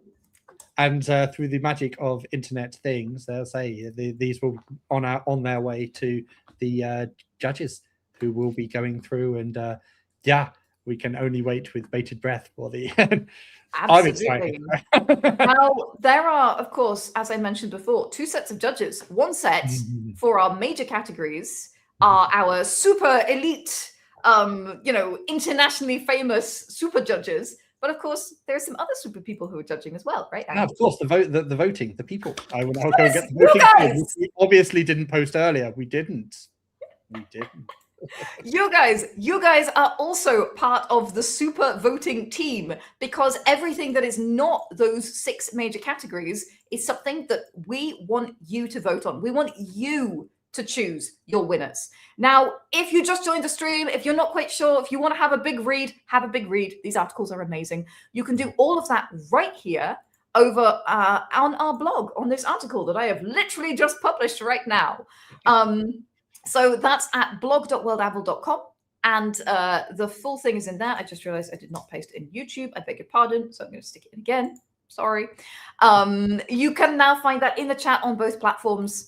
Blog.worldbuild.com/a bunch of stuff, but it will be the first thing published on the blog. And that is where you can scroll through and see everything. You can see all of the nominees. You can find links to all of the things. You can find explanations on how everything works if you need a quick refresher. And of course, here are the names of all of those winners that you can go and check out. And guys, please do go vote. This makes such a difference. This is a community moment. This is the moment where you choose what you think is the best world building. We picked our top 5, and goodness, it was hard. We want you guys to choose the winners. So do go and vote. Again, the voting form is linked into this blog as well, so you can go and find all of that. Again, as I say, everything we said, go read. It's like, it's so worth it. We've skimmed them today, but yeah, go dive in. You'll have fun. Absolutely. And again, like, I was reading these articles and it made me itch to world build. They gave me so much like energy and inspiration because they're so creative. Now, of course, that's not to say that I'm like going to go and make what they made. I'm going to go make my things, but I was inspired by it, you know, and that's such a good reason to read other people's stuff, apart from the fact that we want to celebrate them. It's good for us. It teaches us, you know. Andy, top takeaways from WoW 26 so far. Again, amazed at the community and what they all come out. There's always just really, you know, just like, I hadn't thought of that, or, you know, and things like that. And it's just, more facets of the same great kind of hallucination that we all share. Yeah, absolutely. The creativity, the different approaches, the ways that people kind of bring together concept and execution and design and high level concept and, you know, boots on the ground, personal POV quotations. I walked away so inspired. I'm just very excited, guys. Congratulations, everyone who participated. You will get yourself one of these beautiful badges. Congratulations, everyone who has been named today as a nominee. You will get yourself one of these beautiful rosettes. And the winners can look forward to one of these winner rosettes, as well as a physical trophy, as well as a place on the wall of the Best of World Anvil, which you could find over on the website as well. There is everything to be had. So go read. Be free. Go off. Read some things. Get inspired. And vote. Make sure you vote. Yes, as I say, it's like we'll be back and hassling you to vote because this deserves it. We just said. Absolutely. Yeah, I've just really enjoyed it. I'm probably going to go back and have some more reading. Yeah, I just can't wait to feature pretty much everything I read that didn't end up nominated. I just can't wait to be like featured articles for everyone. So my beans, on that note, you have a fantastic rest of your Saturday. Biggest love to you all. And grab your hammer. Oh, sorry, go ahead, Andy. No, I'm just going to take us over to the rookery while we're there. Oh, yes, absolutely. And grab your hammer and go vote in Wawa, I guess. See you soon, guys. Bye. Cheers.